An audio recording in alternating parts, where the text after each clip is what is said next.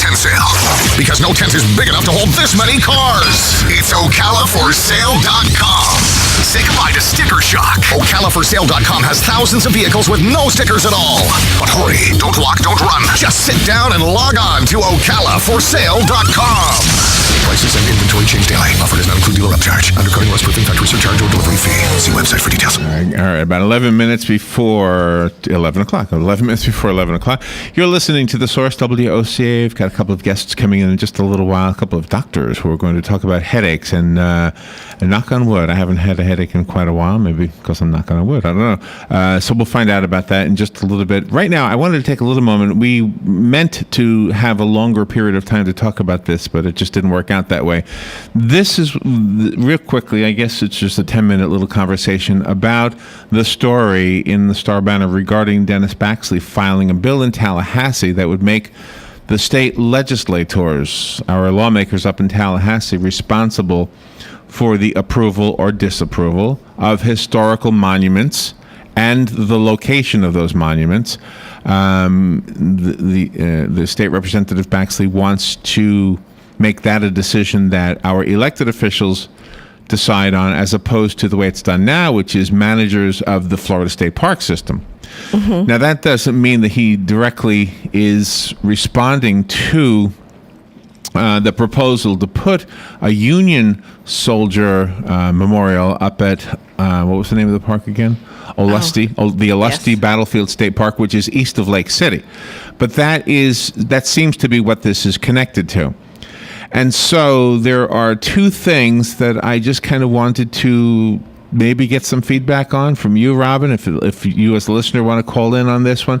So there are two things. A, the decision to have the proposal to have the decision made by legislators versus the way it is now, having the state park managers decide what memorials and what monuments go up in those parks. Mm-hmm. And B, whether or not you even have an opinion of whether a Union memorial or a Union monument should be in a Confederate state park. Well, it's not really a Confederate state park, but a state park that took place on a battlefield where there was a fight between the Confederacy and the Union soldiers at that time. Mm-hmm. So I will take some phone calls, and but first I'm going to just tell you my opinion on these two things. It's real simple in my opinion. And no disrespect to Mr. Baxley, because I know him sort of, kind of, and like him a lot. But I think just on the decision about whether or not legislators should be the one who decides this, I think he's probably shooting himself in the foot. Now, here's why I say this, and probably getting a lot of flack for saying that from me.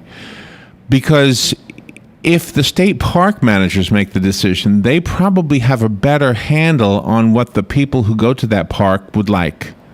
Do you know what I mean? Yeah. Yep. So the state park managers should be the ones who say, I don't know, that's not going to go over here. Mm-hmm. You have state representatives from all over the state. You have different political viewpoints all over the state. Yeah. So if the whole point is to prevent a Union soldier memorial going up there, then I think he'll shoot himself in the foot, because I think a lot of the legislators who are elected, especially in the southern part of the state, probably will see no problem with that and vote for it. Right. And it might be outnumbered because there are more state representatives in the more populous areas of the state. Mm-hmm. As far as the monument itself, I think that it should be up to the people. Hank Whittier mentioned this during his show. I see no reason at all to say no to it. But then I've also heard people who don't like the Confederate statue up in the Veterans Park here. Exactly. And maybe I don't have a dog in that fight, so to speak. You know, that's how they often will say it when you're not sure how you feel about something. But if I put myself in Nazi Germany right now, for example, would you want... Not Nazi Germany, I'm sorry, I didn't mean to say that. If I put myself in Germany right now, and a World War II German soldier memorial was put up, and I'm sure there are some, you wouldn't really probably object to that, because those are guys who died doing what they were told to do, just because they happen to have that swastika on them. Of course, you wouldn't include the swastika on the memorial, I wouldn't think. Well, I would hope not. Anymore. Just no more would you put anything that was offensive here. Right. So those are my two thoughts on that. I don't want to speak too much because I want to make sure there are some phone calls in there. You want to go straight to the phone, or you want to say something? No. I concur with All right, you. first caller, and I apologize for having such a short period of time to talk about this. Good morning. You're on the air. Hey, thanks, Larry, and thank you, Robin. I called earlier on the Veterans Show. I agree with your interpretation, Larry. I haven't read about it in the paper. I was just listening to your talk show about it.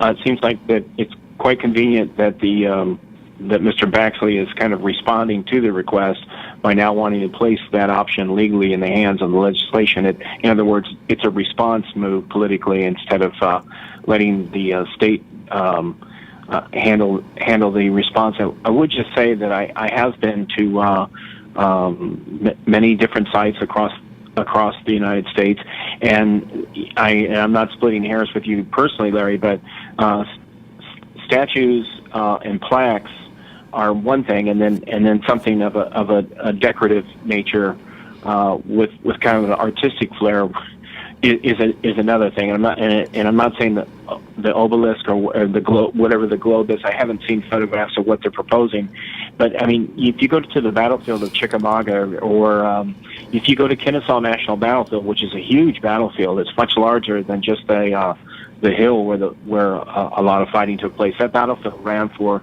I think it's like 5 or 7 miles long. It's a huge battlefield, which was just outside of Atlanta, because knowing that if Atlanta fell, then went the Confederacy. But the point is, there are just conservative plaques with people's names or units, and actual, they're not artistic. They're just reflection of what actually happened that day, and they're done very professionally. I would be in support of the. I think that there should be something there to show the sacrifices that Union soldiers made in a Southern battlefield, so to speak. I support the proposal. I don't think that it should be blocked. I don't know if that's what your segment here was about, but I would support them, as well as I would support Confederate people wanting to put sympathetic Confederate people wanting to put them on battlefields which took place. No, that is exactly how I feel. We're agreeing, believe it or not. And I would say that I have been to Gettysburg and I've been to Washington D.C. and there are things all across the country that reflect both sides of the battles, and I think there should be no exception here at the Olustee battlefield, though I've not been there. Thanks, Larry. Yeah, and thank you for that, Mark. And I know sometimes we don't agree, but that time I do. And I know everybody doesn't. And maybe that's what this is about. This is about expressing what you feel and let somehow a majority decide on this.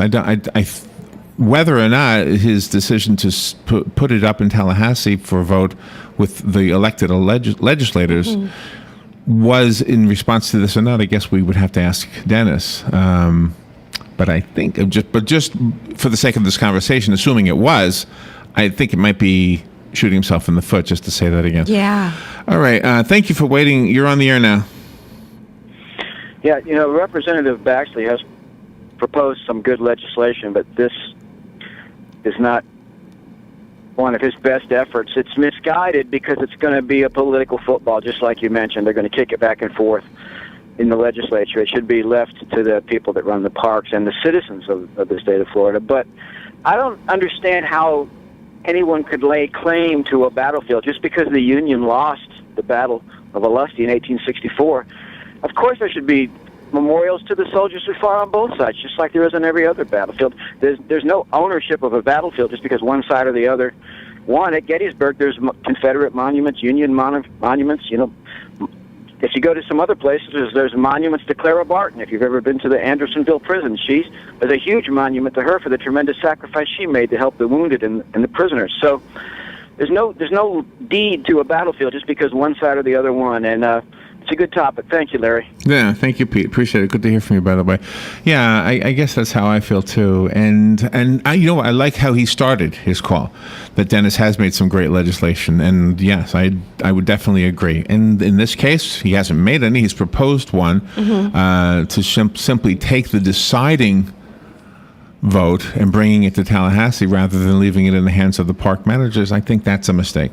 Right. For a couple of different reasons. I mean, do you know one of the things that we've talked about before is like, where would you build a prison, or where would you build a landfill, or where would you build something less than desirable for a community? Yeah. Well, when the whole state votes on it, there's only a few people who are actually going to be affected by it.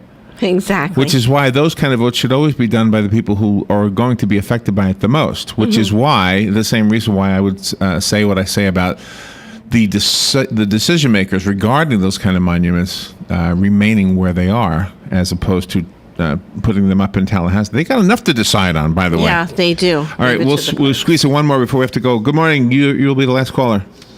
Good morning. Well, you just kind of hit it on the nail. They have so much to deal with in Tallahassee. I mean, being in a leadership position, you have to learn how to delegate. If you don't have different positions delegated, then you have ineffectiveness, because all the decisions rest on a few bunch of people, and they're going to be overburdened. So I don't think that you should send some more things for them to decide on and overburden what they're already doing. Yeah, I think you're right. Oh, wow. We're all agreeing for a change. All right, thank you. Appreciate that. Thank you. Appreciate the call. All right. Well, Dennis, if you're listening, Yeah. just we love you, but we don't necessarily think this is the best decision. Exactly. All right. We need to make room. We're going to speak about our headaches now, our health. Yep. Dr. Gardenoff Nelson and Dr. Susan Higgins are waiting to come in here and to talk to us about this, and we'll do that in just a bit. This is The Source, WOCA. Thank you, Robin. Thank you, Larry. You're listening to WOCA News Talk 1370, Ocala's source for what's happening in today's hottest, up-to-date news and topics.